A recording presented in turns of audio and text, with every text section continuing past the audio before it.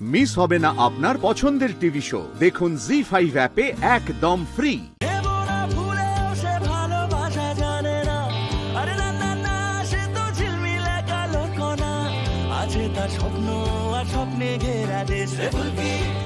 এই মৌকায় জানতে চেষ্টা করি যে মিনিস্টার কেন ডেকেছিল ওদের, নাকি আগ বাড়িয়ে ফুলকি কিছু বলে এলো।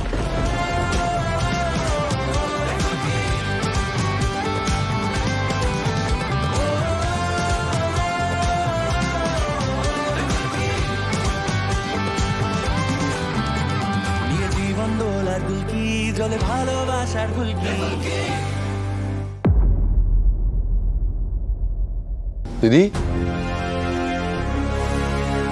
খাচ্ছিস না কেন? খা। কই না তো, এই তো খাচ্ছি তো।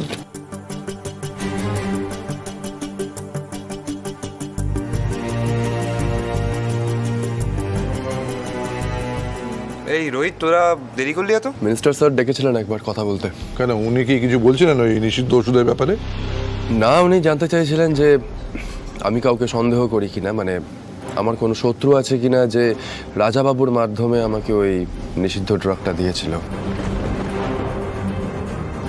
ফুলকিকেও তো সেম ড্রাগটাই দেওয়া হয়েছে, তাই আর কি।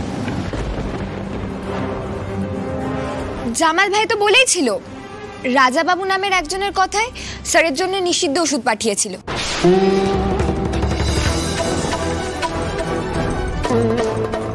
এই রাজাবাবু যে কে সেটা কিন্তু কেউ জানে না। আচ্ছা জামাইবাবু, আপনার কোনো আন্দাজ আছে?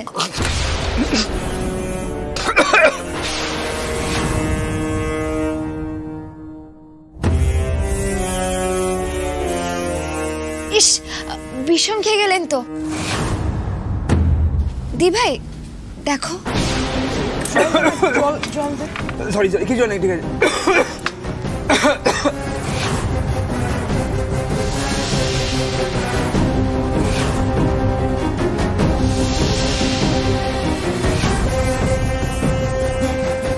রুদ্রটা আজকাল সত্যি এত অন্যমনস্ক হয়ে থাকে না। রুদ্র, রাজনীতির প্রথম মন্ত্র হলো খাবার সময় বাইরের চিন্তা মাথায় না আনা। হ্যাঁ মশাই। ঠিক আছে তো? হ্যাঁ ঠিক আছে, আমি সরি। হ্যাঁ পড়লো এখানে, চল।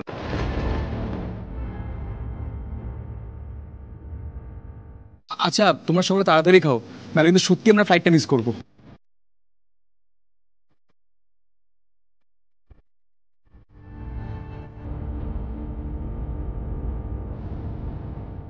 আমাকে নবাবগঞ্জে ফিরেই সাবধান হতে হবে। কিছু একটা ভাবে রাজাবাবুর বিরুদ্ধে তদন্তটাকে আটকাতেই হবে, কিন্তু কিভাবে?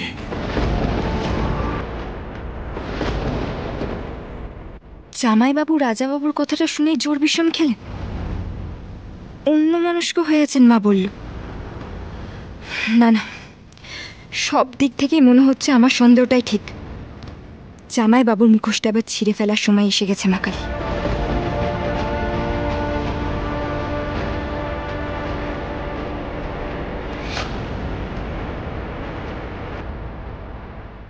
জি5 ডাউনলোড করুন আর সব এপিসোড দেখুন একদম ফ্রি।